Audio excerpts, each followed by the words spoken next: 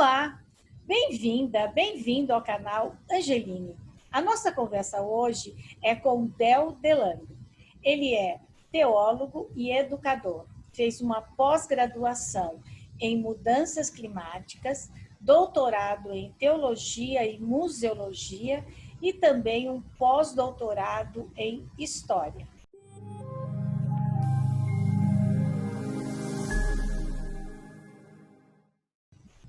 Mas o motivo do professor e doutor Del Delandre estar conosco aqui hoje é que ele é o criador da teoria da tensão e tem tudo a ver com espiritualidade. Doutor Del Delandre, é um prazer recebê-lo aqui no canal Angeline. Muito obrigado por ter aceitado o nosso convite. Para mim é um prazer estar aqui com vocês, poder compartilhar, nós conversarmos sobre alguns assuntos que são tão importantes hoje para o mundo, né? Para o trabalho que você faz. E desde já eu quero parabenizar esse seu trabalho de possibilitar esse diálogo entre diferentes matizes das religiões, o que é muito importante. E eu vou, óbvio, falar sobre isso também, mas desde já quero te parabenizar por esse belíssimo trabalho no seu canal. Você está ajudando a democratizar o conhecimento através das redes sociais, que é o que a gente hoje mostra para muitas pessoas. Muito obrigada. Então, vamos começar a nossa conversa. Eu quero entender, num mundo onde todo mundo quer ser zen, todo mundo quer meditar, me diz, o que passou pela sua cabeça de criar essa teoria da tensão? O que é uma teoria da tensão?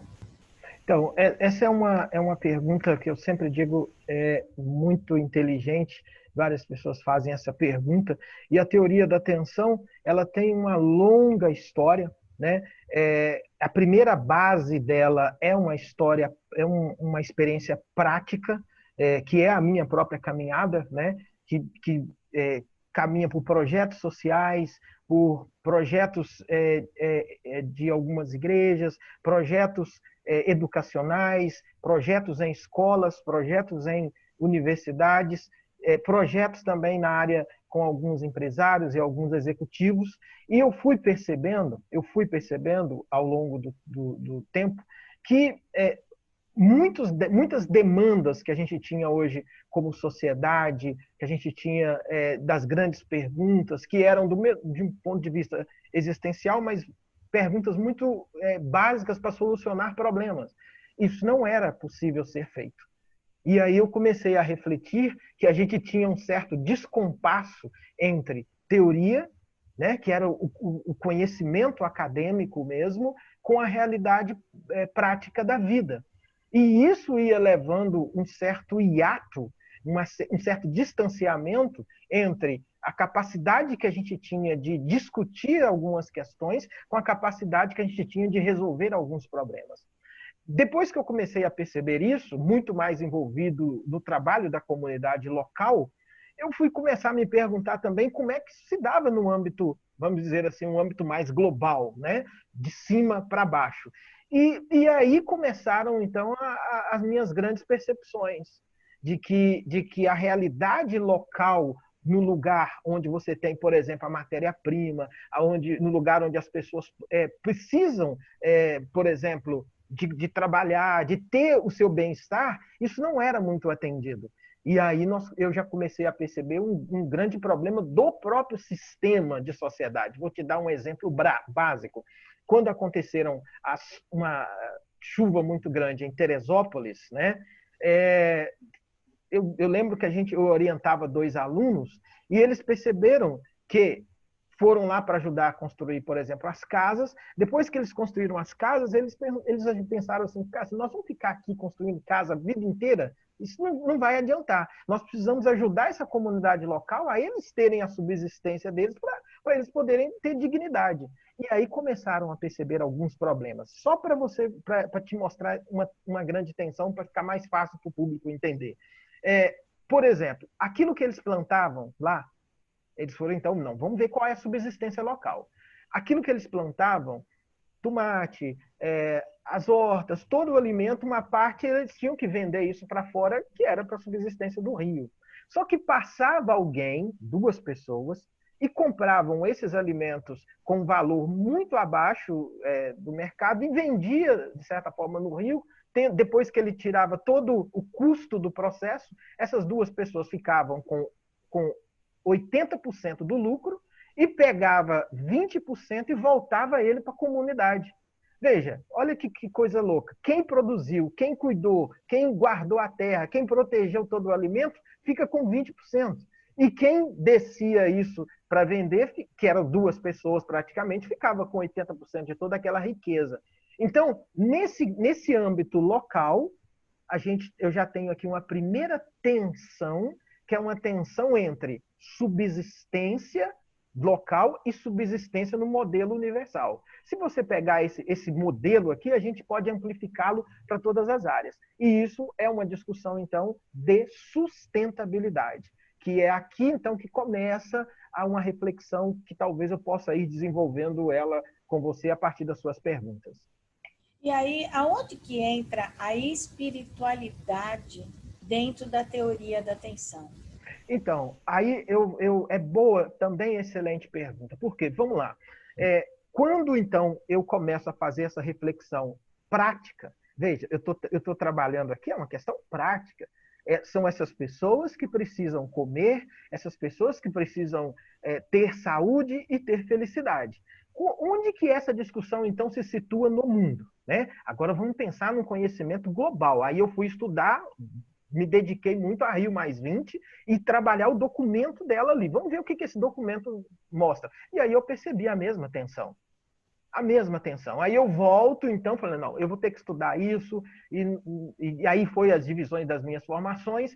Eu pego um conceito do Carl von Carlowitz, que é um conceito de sustentabilidade que ele desenvolveu há 300 anos atrás na Alemanha, mostrando como que se dava o processo da insustentabilidade no lugar onde eles moravam, que eles usavam a lenha nos fornos.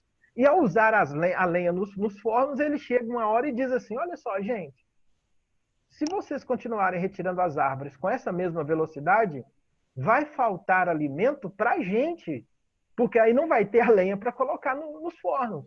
Então, isso é inviável, nós precisamos replantar na mesma velocidade que a gente tira, senão vai faltar para a gente. Olha, ele estava pensando lá na comunidade local. E aí eu peguei essa história e conto uma outra história a partir dessa, para explicar como é que a espiritualidade entra.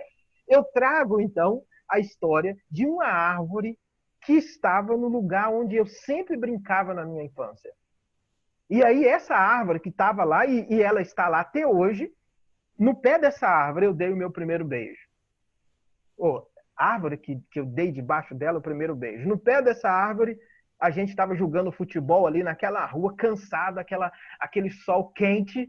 Aí eu parava, todo mundo parava e ia fazer o quê? Debaixo da árvore, se esconder do sol. Poxa, a árvore que eu dei o primeiro beijo era agora também a árvore que dava para a gente a capacidade de nos proteger do sol.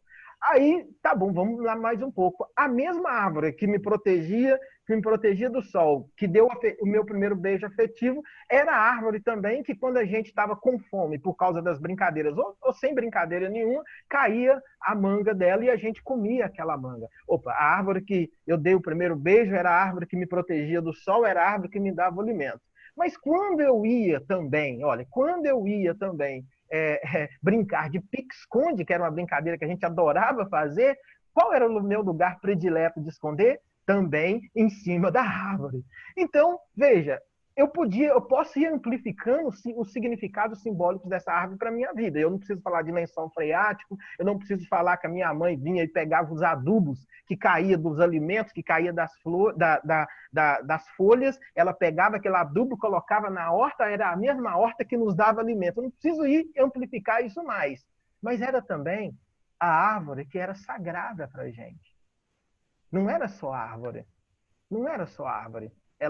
A gente sentia que ela cumpria um papel simbólico. E eu, então, volto e chamo o Carl von Carlowitz, lá da Alemanha, que criou o conceito de Nachhaltigkeit, e falo, Carl, você nos ajuda. Mas se você pensar no processo de desenvolvimento, de sustentabilidade, apenas a partir da economia, que foi o que você propôs, você não está vendo a árvore a partir da sua grandeza. E é aqui que vai entrar todas essas histórias que eu contei, o conceito de sustentabilidade inteira. E aí tem que colocar a espiritualidade também. Porque a espiritualidade é que amarra esse processo todo. Ela amarra todo o processo. Por que ela amarra todo o processo? Porque aí ela nos coloca agora, olha, eu dou sempre um exemplo simbólico, subido em cima de uma cadeira e conversando com as pessoas de cima para baixo. A espiritualidade faz a gente descer da cadeira e olhar as pessoas no olho no olho.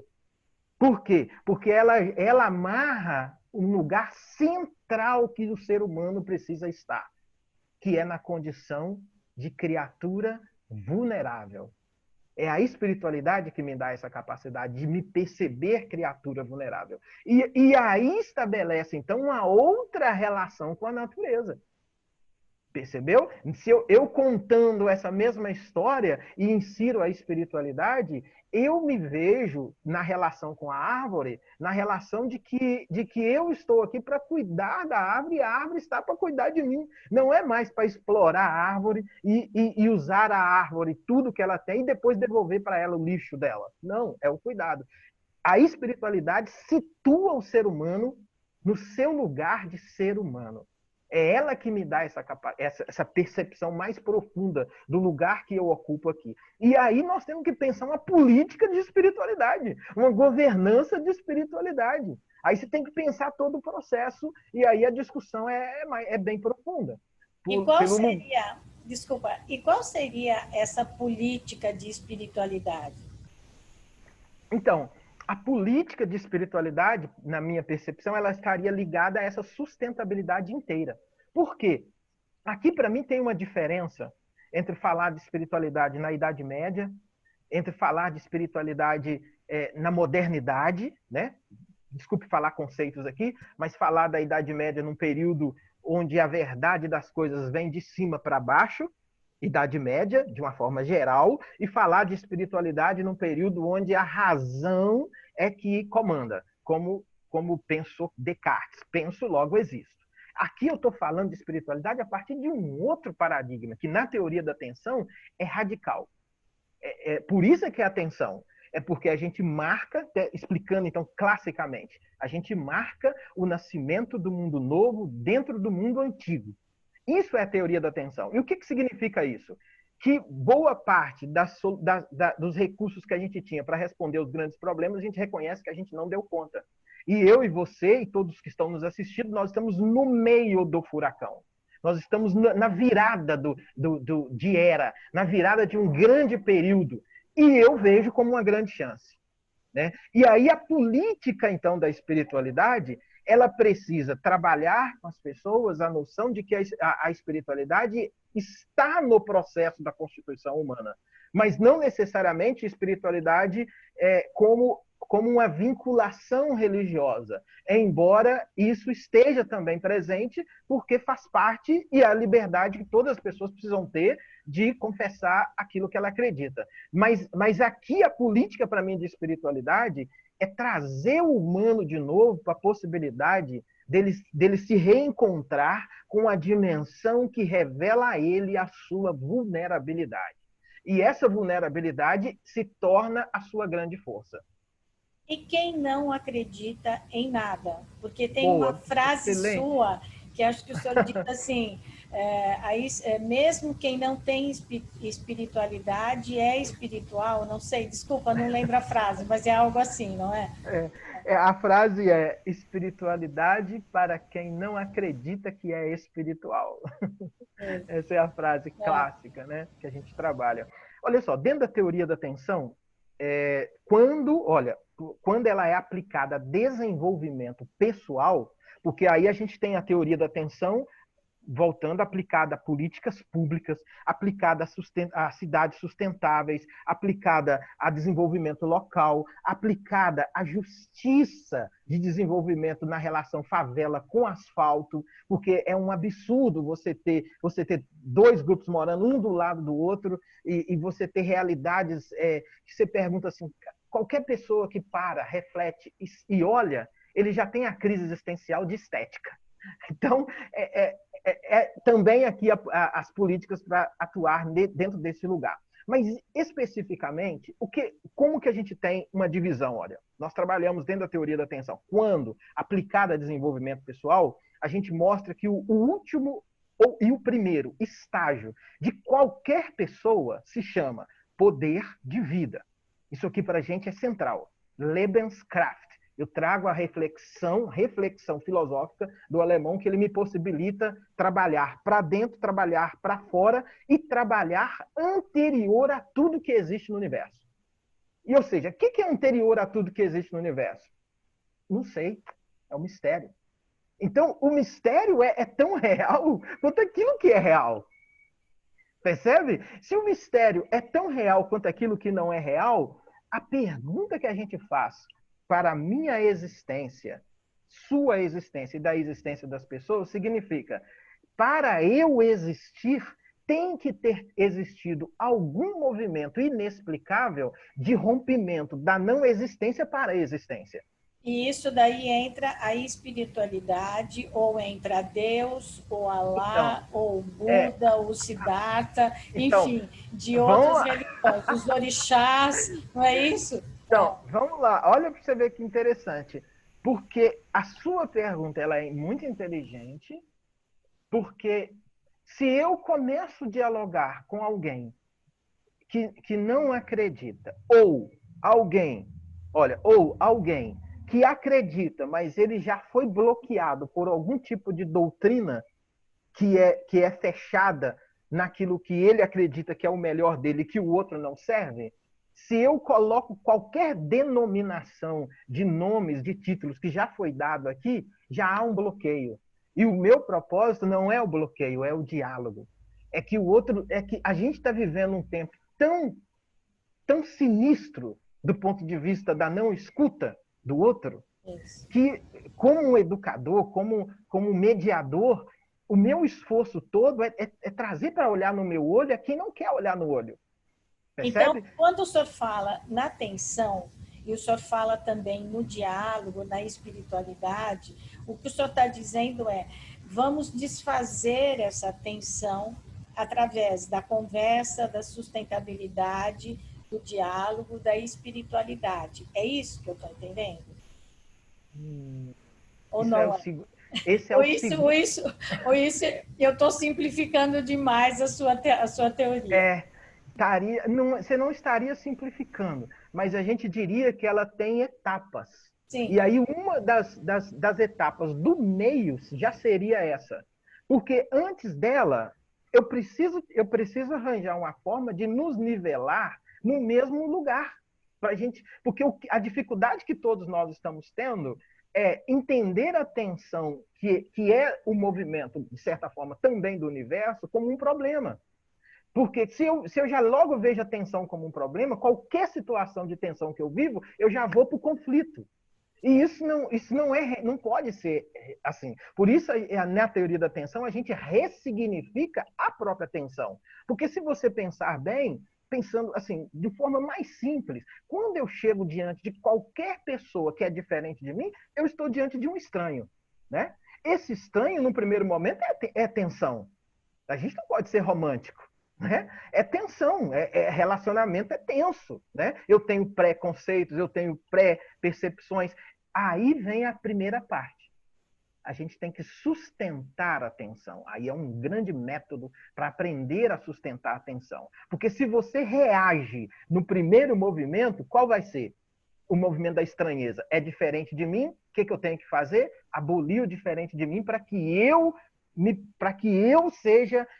eu tenha muitas aspas, uma certa soberania no jogo da relação. Não é necessário isso. Então, mas aí, doutor Del Delandre, a religião, quando ela ensina o amor ao próximo, você entender o outro, ela não ajuda nessa hora da tensão, porque daí o que você faz? A hora que você está tenso, que você conhece outra pessoa, que ela é diferente de você, né? E sem contar aqui que antes de tudo entra o respeito, tá certo? Aham, Mas certo. tem o respeito, e para você ter essa calma de conversar e já não brigar de imediato, vamos dizer assim, ou não cancelar, como se diz modernamente, tá certo?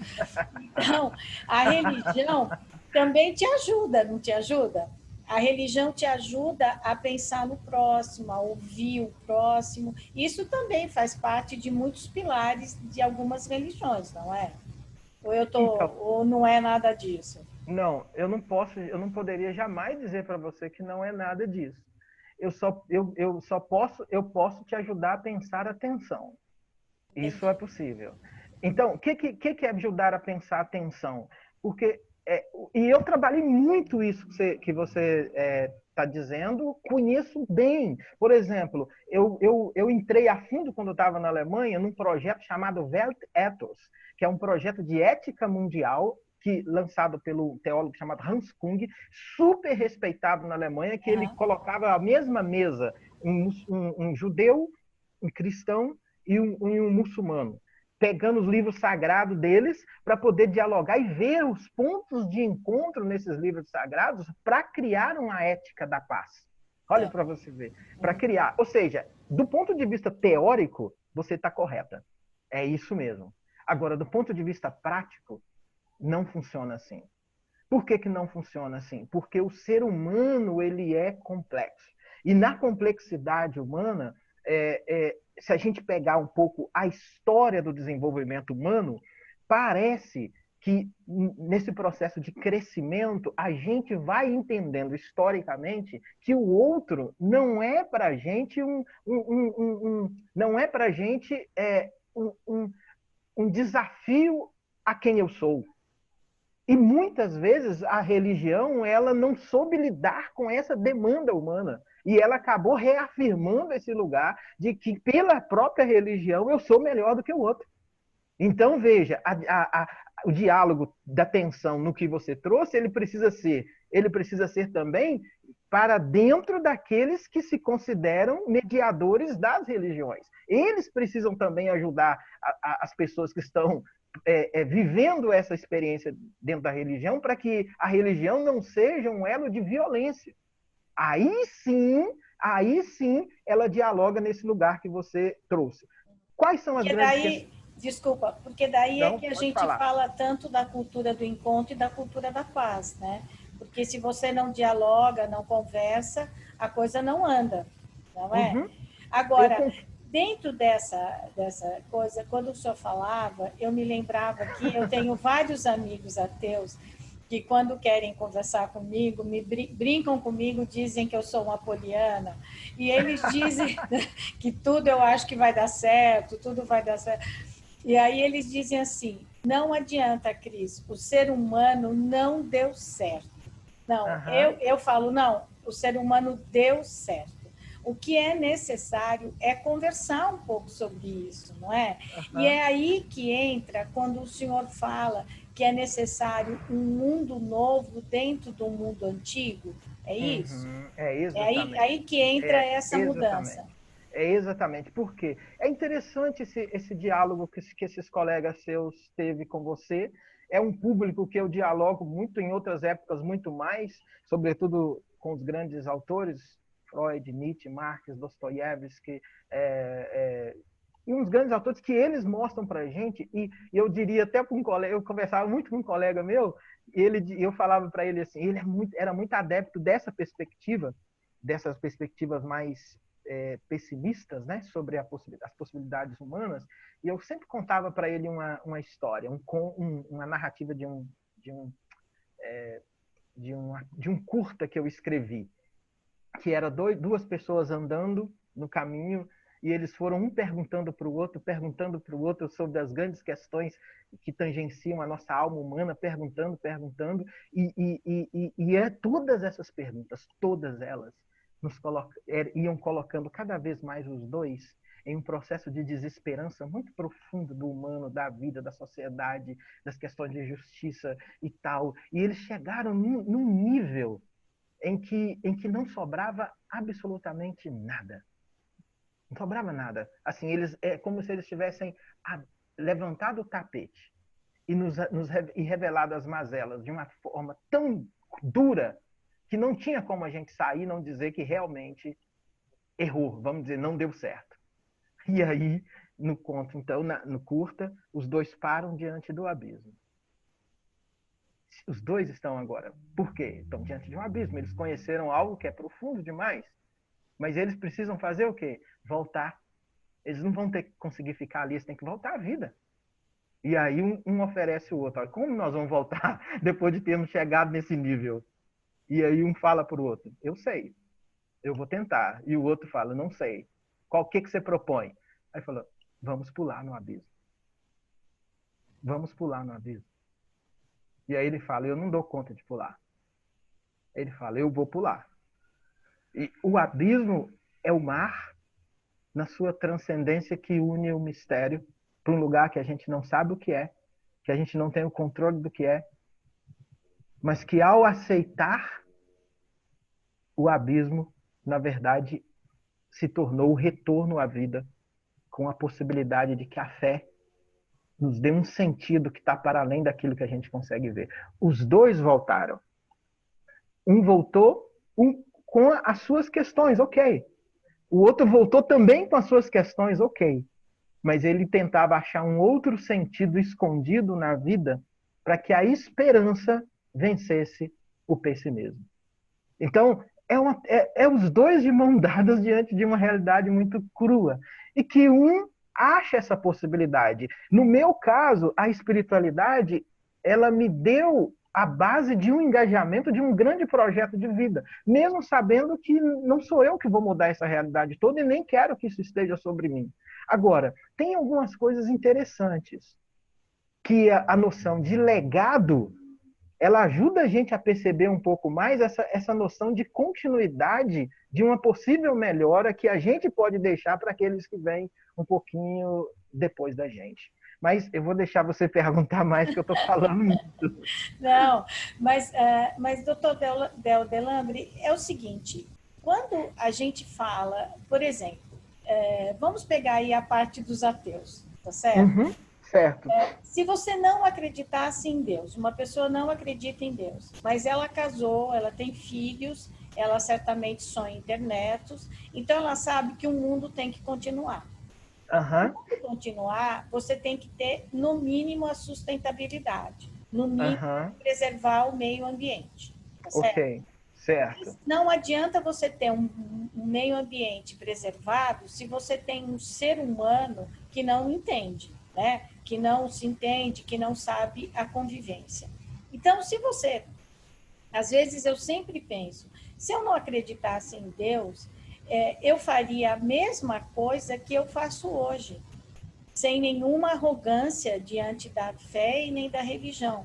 Mas por quê? Porque eu penso que essa é a melhor forma de viver, né? Uhum, Porque não dá para ser feliz você dentro do carro e uma criança lá fora pedindo comida, né? uhum, Não dá para ser feliz você sabendo que tem gente que foi injustiçado, que está preso injustamente, que foi mulher que foi estuprada, que foi tudo isso que a gente escuta dia e noite e que a gente vê, que a gente conhece, não é? Então você diz, não, eu tenho que fazer alguma coisa para o mundo ser melhor, independente de quem eu acredite, independente se eu uhum, tenho fé ou não. O que uhum, acontece com a fé? A fé, ela nos ajuda a enxergar que é necessário fazer algo. Nem uhum, que você depois vá ganhar alguma coisa depois que morrer, não sei, né? Porque ninguém uhum, sabe como é do outro lado. Mas sim. não existe isso. E aí, como que fica a atenção, a espiritualidade e a nossa vida? Como é que a gente se encaixa? Porque E tudo parece racional, mas na hora de fazer, não é? é verdade, essa é outra pergunta também. Sempre, eu gosto quando eu estou diante de perguntas que possibilita aprofundar, porque nem sempre isso é possível. Uhum. Veja bem, a atenção precisa estar também em quem tem a fé, e a atenção ela está também em quem não tem a fé. Por que isso é importante? Tem um processo que eu mostro quando a gente está fazendo uma formação de pessoas que usam a teoria da atenção, que eu mostro o seguinte: existem dois grandes movimentos assim, muito simples, que é a escuta afetiva para você desenvolver a comunicação afetiva. E existe a escuta em intenção para você desenvolver a comunicação em intenção. Percebe? A escuta afetiva, ela te possibilita se aproximar do outro no máximo de tentar entender o que o outro está pensando na realidade dele, para você sentir afetivamente. Então, você não pode ficar reelaborando o que ele está dizendo enquanto ele está dizendo. Você precisa sofrer para escutar e ir afetivamente no lugar onde ele está. A escuta em intenção, ela é uma forma de você não se perder no outro. Porque esses dois movimentos são perigosos. Esse movimento a gente coloca dentro da espiritualidade, dentro da religião. Por quê? O processo da religião, ela precisa ser para te humanizar e te colocar nessa condição de que você é uma criatura que está junto com as outras pessoas. E você está junto com as outras pessoas para servir as pessoas. Só que aí você tem um pequeno problema. Volto à questão do humano de novo. Porque o humano, na tensão interior, ele tem um lado que quer servir, mas ele tem um lado que quer ser servido. E isso é qualquer pessoa. E se ele não está muito consciente dessa tensão que agora a gente está trabalhando, ele corre o risco de usar a espiritualidade ou os elementos da espiritualidade que é para servir o outro e ele se humanizar, e ele corre o risco de usar isso para ele ser servido. E aí, quando isso acontece, o projeto de religião, que poderia ser um projeto para nos ajudar como sociedade, para nos ajudar a estar mais tranquilo, para nos ajudar a trocar mais com as pessoas, ele passa a ser usado como um instrumento de autenticação do que talvez a gente tem de pior, que é um desejo absurdo de instrumentalizar o outro para o nosso próprio serviço. Por isso é que eu acho que a atenção é interessante, porque ela ajuda você a estar alerta que tem princípios, vamos dizer assim, princípios humanos locais e universais que precisam ser preservados em qualquer momento. E aí ela está te dando quase sempre esse alerta. E aí isso acontece para a espiritualidade, para a gente saber para que é a espiritualidade de fato. Quando o senhor está falando isso, o senhor está falando quando as pessoas pegam e moldam Deus, né? E diz assim, não, Deus não faria isso, porque Deus é assim, Deus está aqui, Deus... As pessoas pegam no que está acontecendo na vida delas e elas dizem, bom, foi Deus quem quis, né? Então, alguém, sei lá, saiu correndo na frente de um carro e morreu. Não, foi Deus quem quis. Não, você sabia que atravessar a rua... E se um carro passa em alta velocidade, você pode morrer. Há uma possibilidade, né? Então, não é assim, Deus é que... Então, aí você pega o seu projeto, as coisas que deram certo e as que não deram, você atribui a Deus, né? Geralmente, Sim. as que não deram certo. Quase sempre. Ou então, assim, vai dar tudo certo porque Deus está no comando. Eu fico pensando, essa frase... Ou enquanto está dando certo. Está... essa frase, Deus está no comando, eu penso assim, mas será que Deus vai estar... Às vezes você vê escrito no carro, assim, né, da frente, você não vê isso? Escrito assim, esse carro foi Deus que me deu. Eu fico pensando, Deus tem tanta coisa para cuidar, não é? Como é que para que ele está preocupado com aquele carro? Eu fico, não é verdade? E aí, então, essa teoria, quando você fala sobre isso, você fala também, eu entendo isso, né? Que Deus, você não pode instrumentalizar, acho que esse é o termo, não é isso? Então, vou dizer de novo, estou adorando conversar com você, de Ah, que bom. verdade. É porque me possibilita a gente levar atenção às últimas consequências. Eu gosto disso. Eu gosto disso. E aí veja o que você está me dizendo.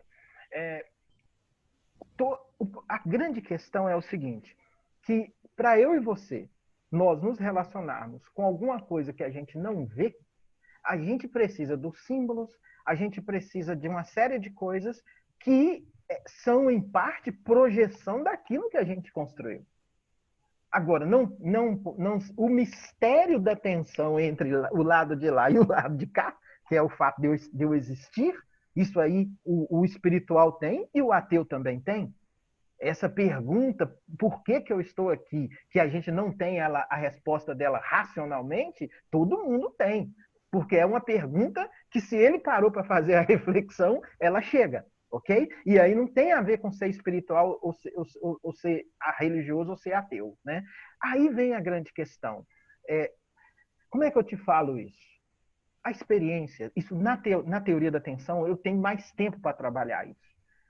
A experiência humana na Terra, ela tem dois grandes pêndulos de tensão.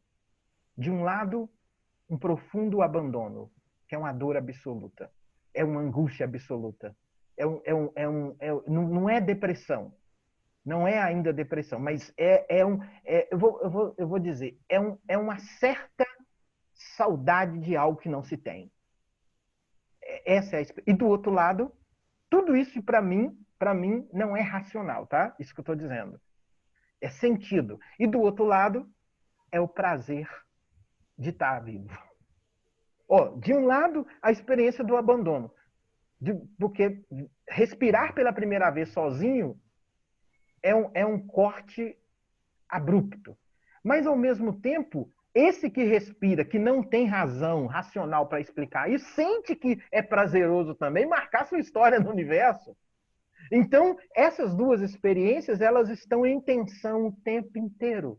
E aí, na medida que você vai caminhando na sua dinâmica de experiência de vida, você precisa dar conta desse abandono, dessa solidão, desse algo inexplicável. Cada um vai dar conta de um jeito. O que eu percebi dentro dos estudos, dentro da percepção, é que a expressão, muitas vezes, popular, essa expressão, muitas vezes, da vivência da religião, ela não é racional, como nós que temos formação, que passamos muitas vezes por uma escola, fizemos faculdade, tivemos sempre acesso a algum tipo de conhecimento, a gente acha que deveria ser. Eles não. Então, nesse time de pessoas, para ele é extremamente confortante dizer que Deus está no controle. Entendeu? Porque isso não é uma resposta racional àquilo que é um suposto julgamento nosso. Por que eu peguei essa fala que você trouxe? Porque ela vai permear quase toda a nossa espiritualidade no Ocidente, quase que popular. Há 10 anos, eu fiz vários diálogos tentando mostrar para algumas pessoas que alguns instrumentais teóricos de entender a realidade da religiosidade brasileira, que muitos que poderiam dar uma grande contribuição, porque eles precisam também ser entendidos dentro da tensão. Porque você não pode permitir que, ou permitir não, você não pode sonegar também o outro o direito de refletir sobre quem ele é naquilo que ele faz. Eu não posso dizer que o que eu estou levando para ele é o certo. Senão eu estaria fazendo de novo a imposição que não é correta. Mas permitir que ele reflita, esse é meu trabalho. Por que é o trabalho? Porque se ele estiver vivendo a expressão da espiritualidade de uma forma que desumaniza ele e desumaniza o outro, não é mais problema dele, é problema meu. Como sociedade, como acadêmico, como empresário, como educador. Então, qual era a questão que eu percebia muito? Isso eu percebia muito. Porque eu debatia e dialogava muito com vários teóricos, que eles queriam analisar essa expressão popular, ou essa expressão, agora aqui no contexto do Brasil, com os instrumentais que a gente aprendia na Europa. E eu conheço esses instrumentais. São os grandes teóricos, que são maravilhosos. São maravilhosos, mas eu vou dizer para você, igual a realidade do Brasil não existe em lugar nenhum do mundo. Uma vez eu fui acompanhar um jovem, veio da Dinamarca, se eu não me engano, Dinamarca, Suécia, é um dos dois. Ele veio passar 4 meses no Brasil para acompanhar para fazer uma pesquisa sobre o movimento pentecostal. E eu acompanhei a pesquisa dele, eu era o responsável e tal. E eu sei que ele, então, fez a pesquisa, veio de lá e ficou encantado, porque lá era a visão de pentecostal era uma coisa, quando chegou aqui era outra completamente diferente, ele ficou encantado. Fez a pesquisa, ficou feliz 2 meses e tal, entrevistou todo mundo, aí deu uma média de 3, 4 meses, aí ele pegou e disse assim, olha, agora, doutor Del, eu descobri que o movimento começou lá em Belém, do Pará, e eu vou para lá e vou ficar lá 6 meses. Aí o que eu disse para ele? Conclua a sua pesquisa, feche os resultados, faltam algumas entrevistas, faltam algumas análises, conclua, vá atrás dessas pessoas, termina e depois vai. Ele falou, não, eu estou muito entusiasmado, eu vou deixar tudo pronto aqui, só vai faltar a conclusão. Qual era a conclusão? Checar se os processos de experiência, de espiritualidade se confirmaram depois de tanto tempo que nós estabelecemos para fazer a medição de resultado. Não obedeceu, foi embora. Ficou 7 meses, foi gostando, viu coisas fenomenais lá na perspectiva dele. Mais 1 ano. Quando ele voltou, falou, vai terminar sua pesquisa? Vou. Aí ele foi lá, no mesmo grupo, terminar a pesquisa dele. Aí, na outra semana, ele voltou triste. Perdi boa parte da minha pesquisa. Não dá para fazer medição mais. Por quê? Mudaram de igreja, mudaram de religião, mudaram... Acabou. Você entende? É outra realidade, sabe? Agora, para mim, é uma realidade encantadora. Por quê? Porque a atenção me possibilita estar perto, analisar, e aí é qualquer uma, porque aí eu fui também passando, do ponto de vista, observando outras, porque é um humano gritando por sentido de vida. Isso me encanta, entendeu? Agora, como ele vai responder o sentido de vida, aí já é outra questão, porque aí tem uma questão ética, uma questão moral e tal. Mas você concorda que nessa tensão, por exemplo, no Brasil, a gente vive num país extremamente polarizado, a confusão está enorme, não é? Eu falo A, você já fala B, e quando você vê, você está brigando, né? Eu faço de tudo para não brigar, quando eu vejo, já briguei. Mas eu já briguei. Não é? Às vezes você fala assim, nossa, por que eu fui dizer isso? Mas você fica tão, né? Mas ao mesmo tempo, esse é um país que as pessoas discutem, brigam, falam, mas ele é praticamente, acho que é o único, né? É o único. Que você Quando tá, você vai porque, fora... assim, a pessoa muda de igreja, por exemplo, eu acho isso muito comum, assim, a pessoa, ela aquela religião, nasceu... Eu lembro, quando eu era pequena, que mudar de religião, nossa, era um pecado, literalmente. Hoje não, hoje a pessoa diz, não, eu vou aqui porque eu acho que tudo bem, eu vou ali. E as pessoas convivem, claro. Tem problemas enormes, né? Como esse problema que muitos têm com os terreiros, tudo que é um absurdo, não é? É a falta de respeito total. A outra, Mas né? se você tira essa história da falta de respeito, que é um absurdo, você tem aí, as pessoas mudam de religião com muita facilidade. Né? Denominações diferentes. Coitado do pesquisador, ele ia ficar, enlouqueceu aqui. Tem um livro muito bom para a galera, para quem está nos ouvindo, que é do Paulo Bonfatti. Ele é antigo esse livro, mas que se chama A Expressão Popular do Sagrado. E aí ele dialoga exatamente com essa questão que você colocou. E o que mais você acha que quem está nos assistindo poderia entender sobre a teoria da atenção? Então, a primeira delas, assim, eu vou pegar várias coisas legais que você está levantando que me ajuda muito, eu adoro isso. Você falou assim, quando eu vejo, eu já estou discutindo e tal. Isso é real. Isso é real porque isso é bom, e até reconhecer isso, porque a gente percebe que todos nós estamos sentados sobre coisas que recebemos. E o que recebemos é o que nos define muitas vezes o que somos. E essas coisas que recebemos são invisíveis. São invisíveis. Valores, princípios e tudo mais. E aí vem a teoria da atenção.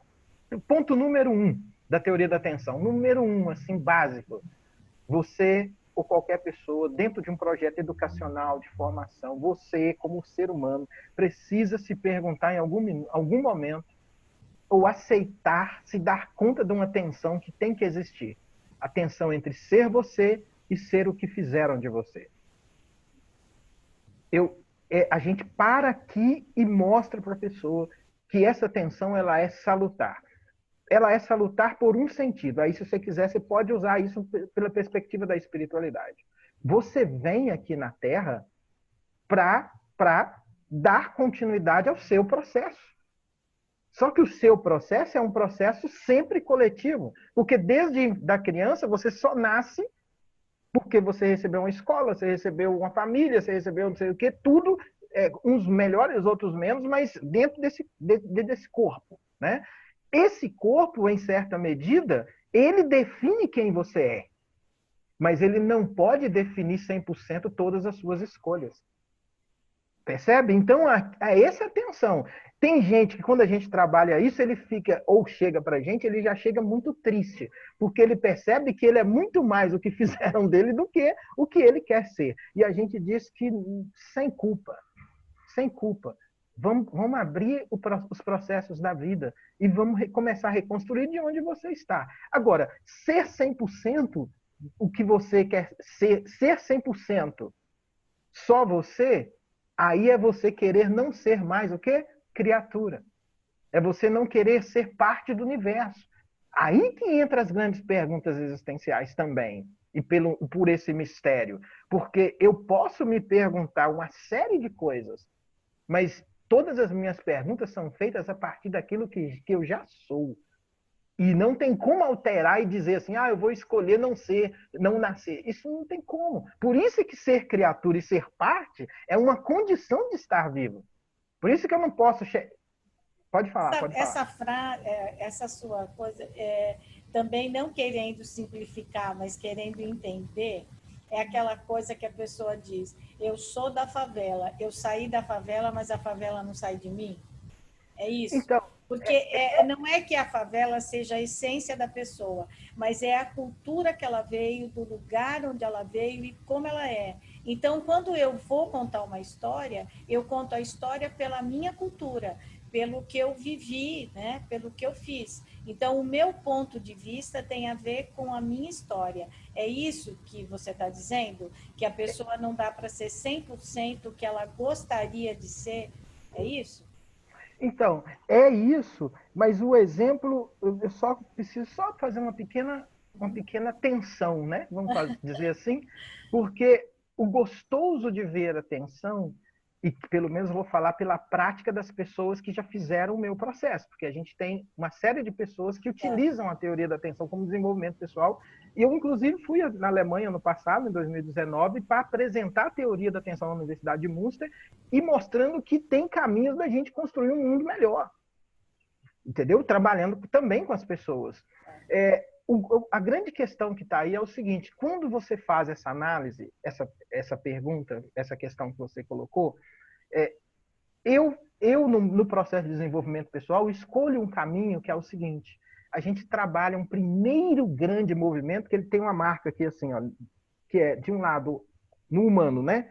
Arte, do outro lado, espiritualidade e no meio, sexualidade, que não tem nada a ver com sexo, é sexualidade. A gente pega essas duas grandezas e coloca aqui dentro, aqui, ó, circulando, o que eu chamo de energia vital. Essa energia vital, ela está marcada por esse movimento aqui, olha, que eu estou fazendo agora.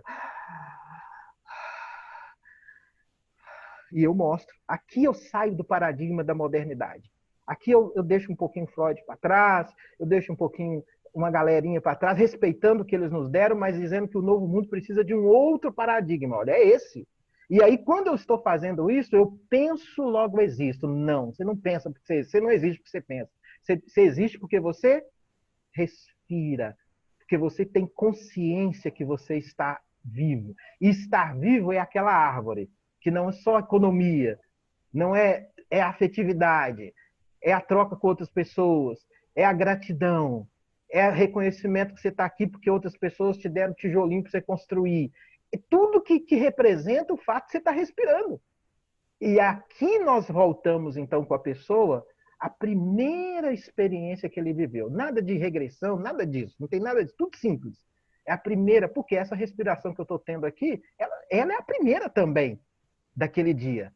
Só que antes da respiração, tem um mistério. tem um grande mistério antes. E eu posso reconectar com esse mistério sem precisar entender. Senão eu volto de novo para a razão. A razão vem no processo seguinte para me ajudar a ter coerência.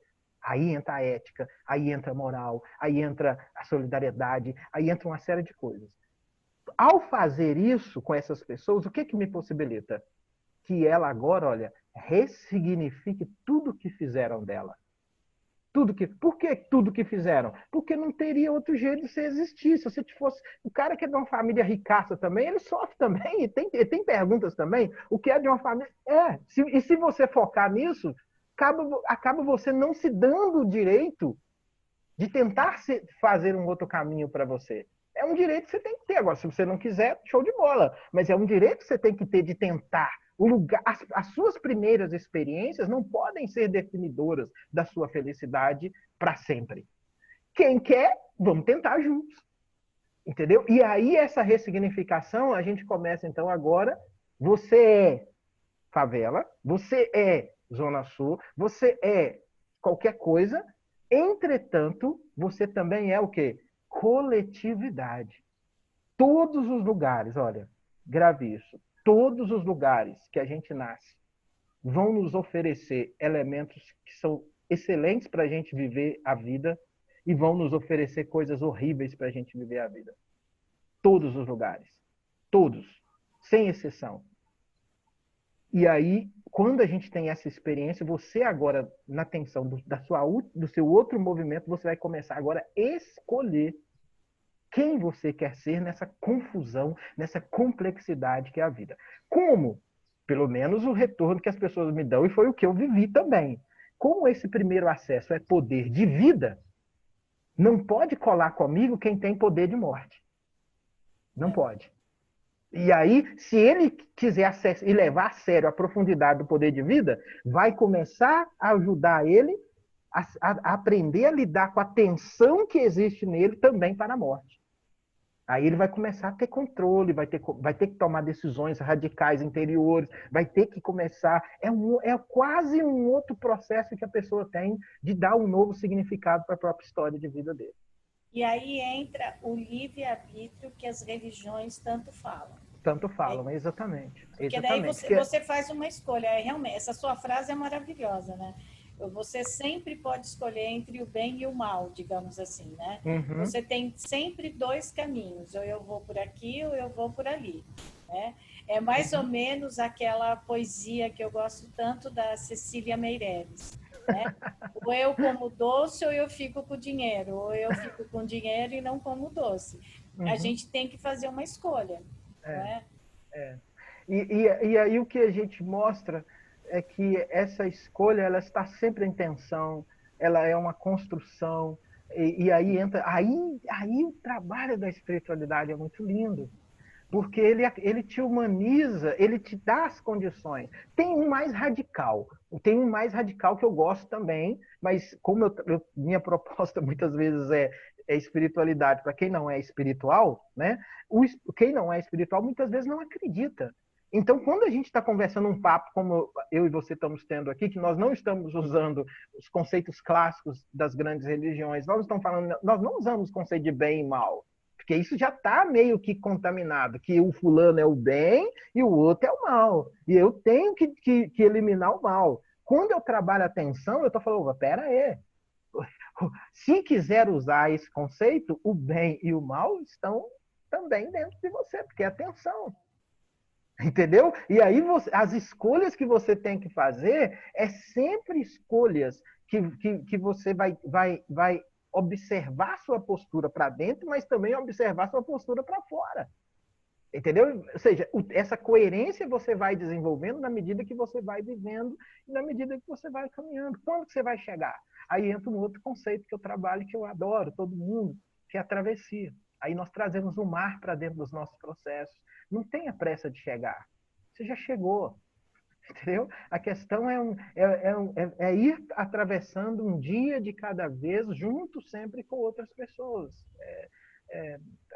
Aí entra outro processo de espiritualidade que a gente trabalha, que é os 3 níveis de gratidão, né? Acordou, você respirou. Então voltou lá aquela origem lá de novo. acordou, você tem que ter consciência de que a vida é o que te pertence. Você tem que ter essa consciência. Só que quando você chega no meio-dia, nessa vida louca, agitada, que todo mundo tem, você tem que ter outra consciência. Senão a velocidade do tempo te faz não degustar os segundos da existência. E quando você chega às 17, 18 horas, você tem que ter uma consciência, outra, de se encontrar com esse movimento do universo que é marcado de dia e noite. E a noite vai pedindo um outro tipo de entrada para dentro de você. E aí, quando você fecha os seus olhos, você faz ali uma despedida de tudo. De tudo. É despedida mesmo. É uma experiência de deixar. Por quê? Porque cada noite, cada dia, dentro disso que nós estamos conversando, formam ciclos que nós não temos nem noção do que acontece dentro desses ciclos. Porque nós não sabemos para onde tudo está indo. Eu não sei. Não sabemos. Então, o que nós temos é esse ciclo inexplicável de mistério que eu e você fazemos parte dele. E não precisamos ter consciência racional de que fazemos parte. Basta a gente entrar no ciclo. Isso é o conceito nosso maior de travessia. Que aí sempre o mar, para a gente, é o grande mistério de todos. Né? Que ele tem todas as grandes metáforas maravilhosas que a gente gosta de usar. Nossa, sabe que eu nunca tinha pensado que cada vez que a gente vai dormir, que a gente fecha os olhos, é uma despedida, né? Porque sempre quando você vai dormir, você faz planos para amanhã, né? Você diz, olha, amanhã eu vou fazer isso, aquilo. E existem, inclusive, pessoas Muito bom sua fala. que recomendam isso, né? Recomendam que você faça planos, porque assim você levanta já pensando no que você vai fazer, né? Mas eu de vez em quando confesso que eu tenho assim uns ataques que eu acho que vai ser minha última noite. Então eu faço tudo que eu tenho que fazer, não deixo nada para o dia seguinte. De medo que eu tenho de ir e deixar alguma coisa aqui sem pagar, sem resolver. Né? Mas eu nunca tinha pensado. Está sendo pensado. muito bom esse diálogo com você, Angélica. Eu nunca tinha pensado nessa coisa assim, porque realmente, né, como se fosse uma despedida mesmo, despedida. né? E, na verdade, é tão bonito isso, porque, tipo assim, a gente tem os grupos, né, que eu acompanho, que faço as mentorias, porque é aí que mora a felicidade inexplicável. É aí que tá. Porque se você começa a entender como despedida, o que a qualidade tá não é necessariamente na despedida, é naquilo que você vai fazer na hora que você levanta. Qual é a consciência que você passa a ter se você despediu? É que você teve mais uma chance quando você acorda. É o Então recomeço. é um recomeço, você qualifica isso. Você não sai pegando o celular, a mensagem, eu tenho... Isso faz parte da vida, mas o que nós queremos é inserir felicidade dentro da vida. Né? Que aí é todo um outro trabalho que a gente tem, que é o que a gente chama de transição profissional, que é você transitar. Já que é novo mundo, vamos ir de verdade. Né?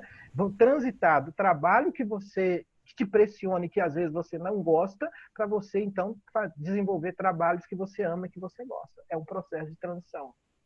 E tem vários casos de pessoas que já fizeram esse processo. Um agora recente, eu mesmo me emocionei profundamente com o processo dele. E qual foi esse caso? É muito lindo, né? Ele já vinha fazendo esse processo comigo há 2 anos. E esses processos a gente chama que não pode ser de dependência, né? Dentro da teoria da atenção, a gente tem isso muito forte. Eu não sou responsável pela vida, você é responsável, mas não existe dependência, nós somos interdependentes o tempo inteiro. Então, ele veio, fez um processo que o trabalho dele estava matando ele e tal, e ele, depois de ouvir uma palestra e tal, se perguntou se ele iria realmente passar a vida toda fazendo alguma coisa que ele já gostou. E ele trouxe, então, isso para dentro do processo que a gente chama de sala inteira. Aí, na sala inteira, então, ele dividiu, mas as pessoas já chegam traumatizadas, assim, no sentido de que quer terminar com tudo, sair daquele lugar. Só que aí, como eu também já vivi isso, de certa forma, na minha primeira experiência profissional, eu sei que depois que você sai, você sai à procura de felicidade, encontra ela 5 meses, depois precisa pagar as contas, aí tem que voltar correndo, então não funciona. Eu mostro isso aí, eu chamo dentro da teoria de transição bipolar, porque você E tem que essa é a ter... história aí. Não, eu vou sair, vou fazer, porque Deus está no comando, vai dar tudo certo. Né? Não, Exatamente, vai lá e exatamente. faz a sua parte. Deus terá dele, mas você tem a sua, né? Exatamente, exatamente. Aí, para a gente encurtar a história, ele entrou no primeiro, e aí eu fiz um trabalho de tensão, só que nesse trabalho de tensão a gente mostra a pessoa inteira. Aí peguei a família, peguei as coisas que ele gosta e tal, dividi tudo isso e coloquei em tensão. E perguntei para ele o que está financiando todas essas coisas. Opa, aí ele percebeu claramente o que está financiando tudo isso aqui, o conforto que ele dava para a família, tudo mais, era justamente o que ele não gostava. Eu falei, então agora nós vamos agora para o segundo passo. Se isso que você não gosta está financiando tudo isso, então isso aqui talvez não seja 100% ruim, como você está dizendo. Ah, então realmente. Então agora nós vamos ressignificar. Como é que ressignificamos? Mapeamos tudo isso. Viemos para o lado de cá. Agora, o que é que você gosta? Aí é um trabalho de descoberta de poder de vida. Descobrimos o poder de vida dele. Aí descobriu, anotou. E agora, qual o próximo passo? Nós vamos pegar isso que você não gosta e começar a financiar o que você gosta. Aí qual o terceiro passo? Plano de transição.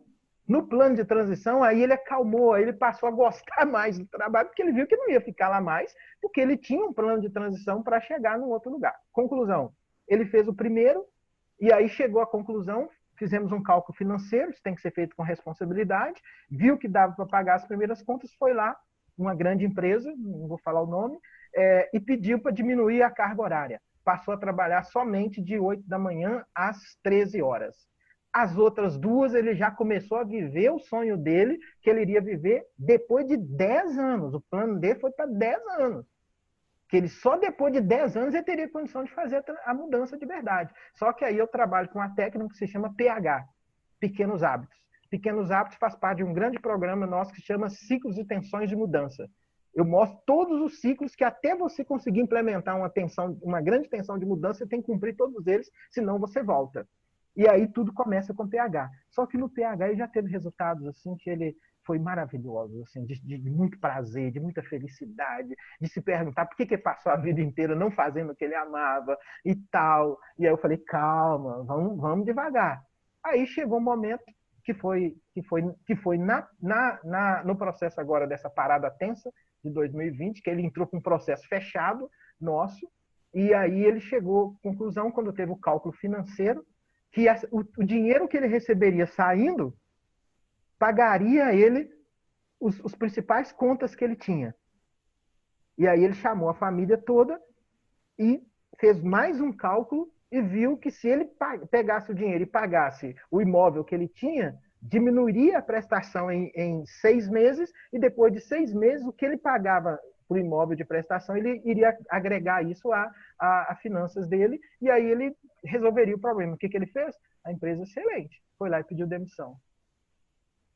Pediu demissão e já está atuando naquilo que ele ama.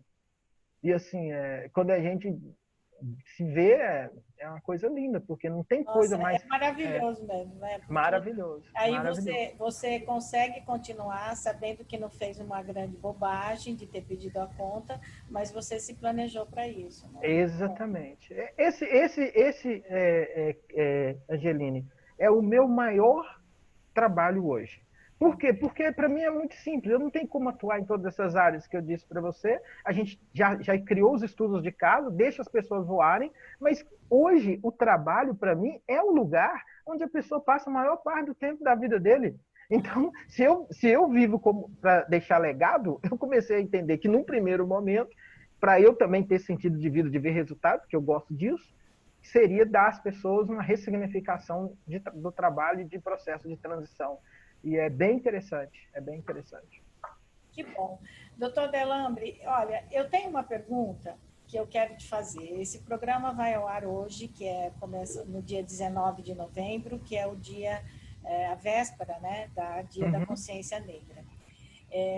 Quando eu comecei a ver os seus títulos, o seu currículo, que ele é enorme, né, muito bom, com muito estudo, eu quero te fazer uma pergunta que é natural, mas que eu gostaria de deixar aqui com o senhor.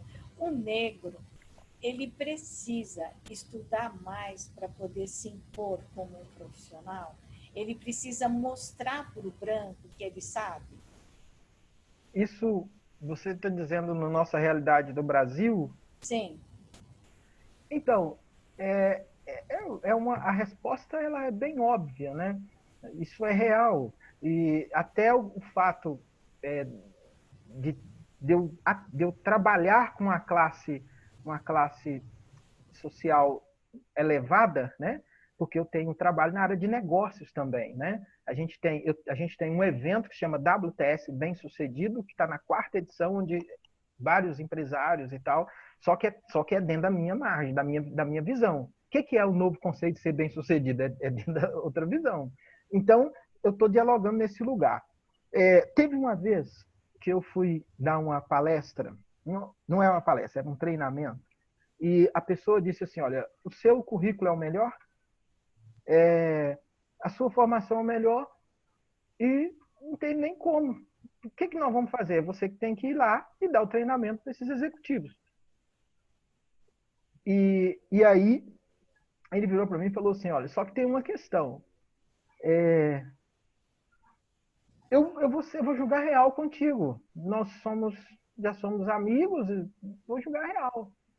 Eles não vão te aceitar.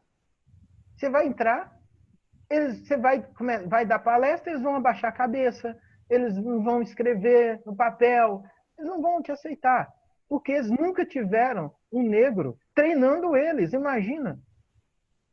E eu estou dividindo isso com você para a gente criar a estratégia juntos.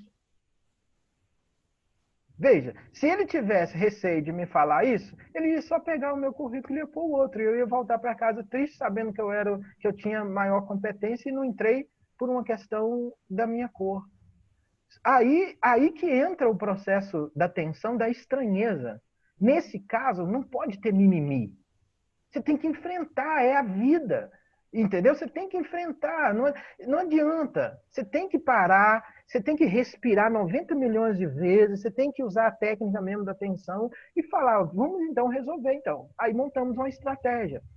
E nessa estratégia a gente escolheu os personagens brancos que hoje, nesse processo aí, me consultam. A gente pegou as pessoas importantes hoje do Brasil que vem, que me liga e que eu já fiz algum tipo de trabalho para ela e elas gravaram vídeos sem pedir para aquilo ali, elas falaram e aí a gente fez uma introdução de uns 10 minutos contando, e nem fui eu que fiz, foi ele que fez. A estratégia era ele falar de mim para eu não falar de mim mesmo, para não passar arrogância, porque poderia correr o risco de acontecer isso. Então montamos essa estratégia, preparamos esses executivos e tal, e deu certo.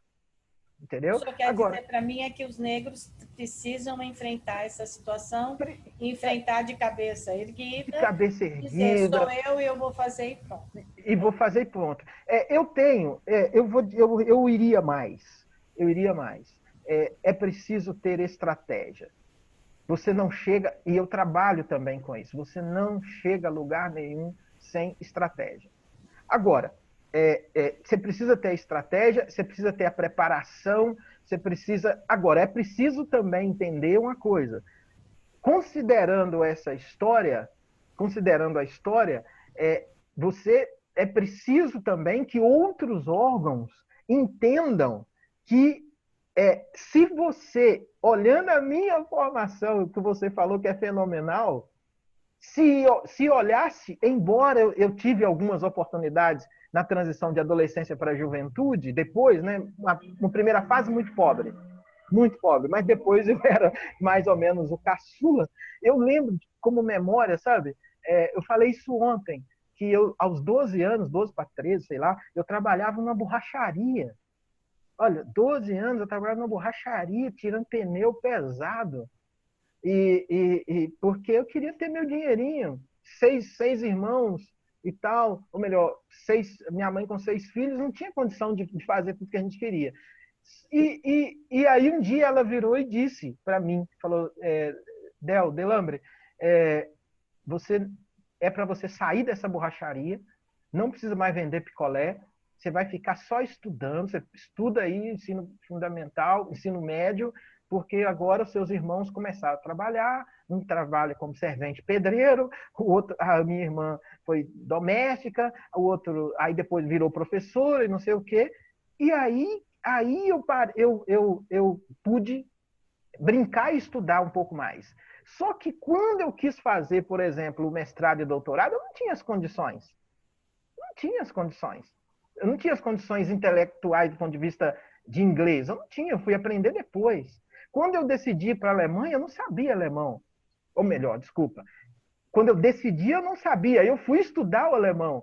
E aí, veja bem, se você requerer critérios que você quer para todo mundo, para pessoas que não tiveram lá atrás, aí você já está eliminando as pessoas. O que você precisa é discernir quem quer crescer na vida. Se a pessoa quer crescer, você tem que já ter os critérios para investir nela. E reconsiderando as coisas que ela não teve. E dar oportunidade para ela, então, desenvolver no processo seguinte. Essa experiência aconteceu comigo. E eu aproveitei cada oportunidade como se fosse a última, né? Então, isso de certa forma, acontece. Você precisa ter a estratégia. Essa estratégia, para mim, ela é fundamental. Ela é tanto individual como ela precisa ser estrutural. Né? Aí de novo a gente volta nas políticas e tal e tudo mais. E tem uma terceira para mim. Aí já é coisa minha, entendeu? Já é questão minha e na tensão eu sempre peço respeito aos meus pares, porque aí já é uma questão minha, não tem a ver com nada, é uma questão minha. Para mim, quem tem que defender causa do negro é o branco. Quem tem que defender a causa do síndrome de Down, do intelectual, do deficiente intelectual, é o negro. Quem tem que defender a causa da mulher é o branco, o homem branco e o homem preto. Por quê? Para mim, isso é o novo mundo. O novo mundo é a gente conseguir transitar, gente, para sentir o que o outro sente. E é muito bonito, porque aí você possibilita a estranheza. Ou melhor, você possibilita tensão nas suas últimas consequências. Por quê? Eu vou ter vontade de querer saber, e ontem eu falei isso com a minha esposa, e falei com ela, né, ouvindo uma atriz que faz um processo comigo, e ela me trouxe algumas coisas que eu falei, por isso é que eu acho que eu estou certo. Eu jamais entenderia essa dor da mulher nessa situação, e ela é branca. Entendeu? Mas eu nunca entenderia a dor dela se eu não escutasse a dor dela, se eu não saísse do meu egocentrismo de querer defender aquilo que eu acredito o tempo todo.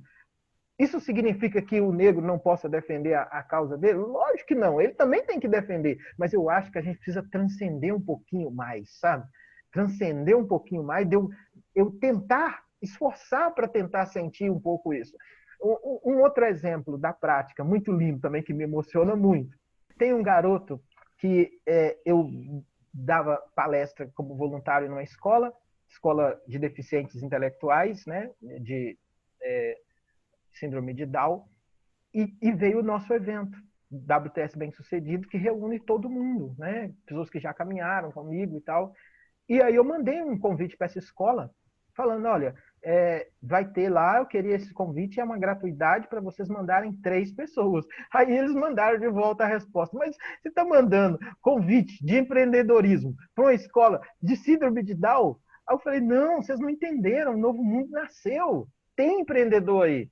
Aí eles mandaram, foi a diretora e foi a mãe do garoto e o garoto. Quando terminou o evento, a mãe me procurou e disse para mim, Del, será que o meu filho tem jeito para ele? Será que ele encaixa nessas histórias que esses empresários encontraram aí? Porque são histórias de grandes empresários, mas de pessoas simples que conseguiu, que trabalhando o nosso método, ou às vezes fora do nosso método, também conseguiram. Aí eu falei, conta a história dele para mim. Ela contou a história. E é uma história muito forte de ele trabalhar numa farmácia pelo fato de ser deficiente, na cota, e aí a farmácia não deixava ele trabalhar porque eles tinham tido a experiência de uma outra pessoa com Down ter falecido lá. Aí a mãe falou, não faz sentido meu filho ir para lá e não trabalhar, vai ficar pior. Trouxe para casa. Só que enquanto a mãe tinha que sair para trabalhar, ele fazia uns pequenos artesanatos com palito de picolé e algumas coisas, e mandava para as pessoas no WhatsApp a foto. E quando a pessoa mandava de volta, falava que era muito bonitinho, ele mandava de volta R$ 5. Aí a pessoa comprava. Aí eu falei, cara, seu filho é empresário, seu filho é um negociador nato. Aí ele falou, é mesmo é.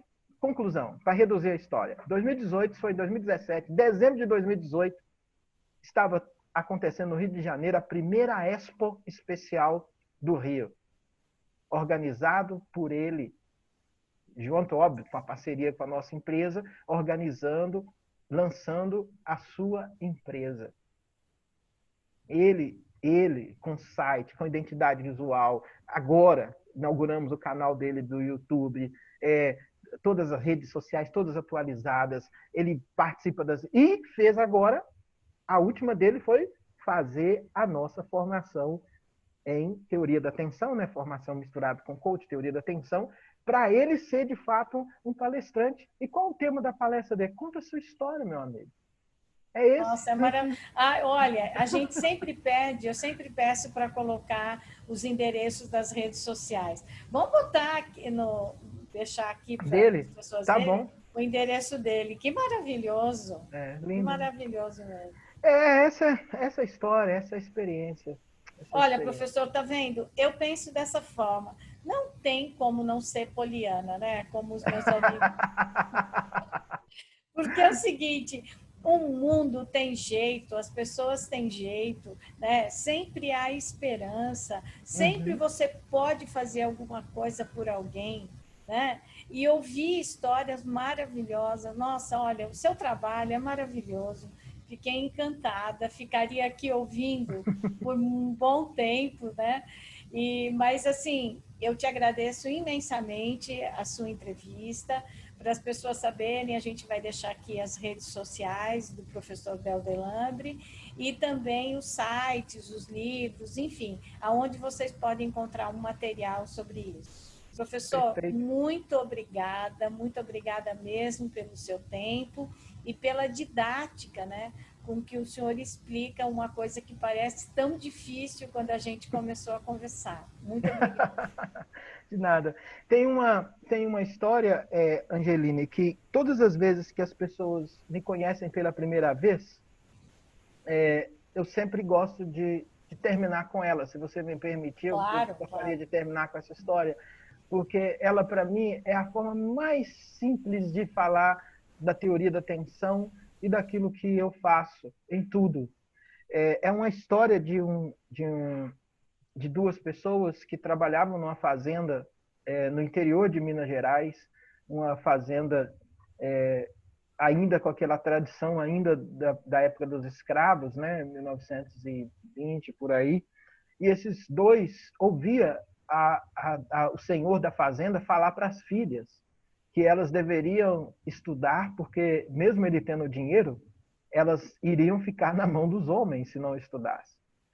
E essa senhora, mas esse senhor, voltavam para casa, colocava as filhas no fogão de lenha, sentadas, e contava a mesma história. E quando chegou a hora delas, então, estudar, naquele lugar não podia estudar. Ele, então, foge, mesmo sendo livre, foge da fazenda com a mãe, com a esposa, as filhas pequenas, e vão para uma cidadezinha menor. As filhas pequenas, então, começam a estudar com toda dificuldade. Olha, primeiro já tem que sair da tensão de um lugar seguro para ir para o novo que não sabe o que vem pela frente, mas vai porque tem um objetivo, tem um foco. Chega, começa a estudar, elas fazem o ensino fundamental, aí vem o quê? Primeiro problema. Não tenho dinheiro agora para pagar o magistério, porque aí já era pago. Uma das irmãs, então, decide mudar para Belo Horizonte, trabalhar como doméstica em Belo Horizonte, e pega parte do dinheiro e manda para casa. Com esse dinheiro, as duas irmãs, então, podem começar a fazer o curso de magistério. Muda daquela cidade para fazer o curso de magistério e conseguem um emprego. Passam 50 anos, praticamente, a mãe, uma daquelas que conseguiu estudar, passa a repetir para os seus filhos. Olha, a sociedade é dura. Vocês precisam estudar. Um daqueles filhos acredita nessa história e quando ele estava terminando a pesquisa dele de doutorado na Alemanha, ele sentado onde sentaram os grandes filósofos que já ajudaram a construir a história do Ocidente, caindo neve ainda, ele ali sentado, na hora de voltar para o Brasil, faz a seguinte reflexão: daqui a alguns meses eu serei um doutor, que sou um sonho, na verdade, de dois ou de uma analfabeta.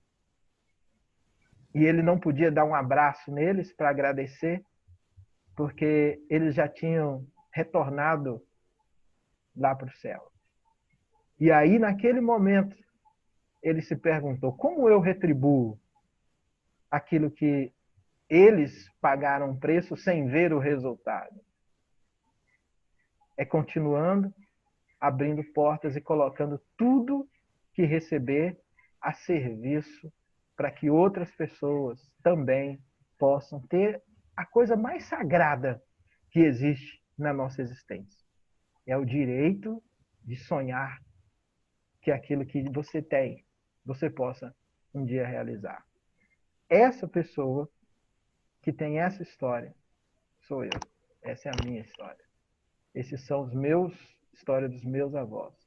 E tudo que eu faço, exatamente tudo que eu faço, está relacionado a, na hora que for o meu último suspiro, né? Aquela última noite que a gente deita, que a gente despede, eu quero ter certeza de que eu fui embora vazio de todos os títulos, de tudo que eu conquistei, para que isso seja 100% de legado e caminho para que outros possam também sonhar. É esse, para mim, o grande sentido. E é a razão de tudo que eu faço. E é a razão de estar aqui dividindo isso com você. Porque depois desse diálogo, o grande desafio que quem vai escutar vai ter é: pegue o que você tem e pergunte se o que pouquinho que você tem se serve para também ajudar outras pessoas a sonhar e viabilizar o sonho. Porque isso, para mim, é o que a gente tem de mais sagrado. É esse invisível que você chama de esperança e que eu chamo de sonho como porta de felicidade. No dia que a gente parar de acreditar, não tem mais jeito. A gente vai levantar sem o sentido. Como Forte dizia, abraço. nossa, a sua história é maravilhosa. Nossa, não posso terminar sem dizer isso. Que maravilha. E como dizia o professor Paulo Freire, né? O dia que eu deixar de achar que a injustiça, que a fome é normal, eu vou querer morrer, porque eu terei perdido toda a sensibilidade da vida, né? Olha, te agradeço demais pela sua entrevista, mas te agradeço principalmente pelo seu sonho, pelo seu trabalho e pelo que você faz pelas pessoas. A sociedade precisa de pessoas como você, que colocam a mão na massa. Muito Obrigado. obrigada. Curtam lá nas redes, tem o canal do YouTube, vai ficar tudo aí.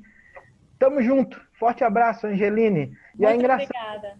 o seu canal, hein? Angeline, que trabalha espiritualidade. Eu gostei. Gostei a versa. Quando eu vi pela primeira vez, eu falei: tá bem coerente. Show de bola. Sucesso aí para você. Esse trabalho seu dá uma contribuição também muito importante, porque na medida que coloca os líderes para poder compartilhar aquilo que é o fundamento e a essência de cada religião, as pessoas que estão assistindo estão percebendo que num lugar mais profundo eles estão buscando objetivos semelhantes. Então, isso é interessantíssimo. Isso é muito interessante. Parabéns para você também. Tá bom, muito obrigada mesmo. Ok.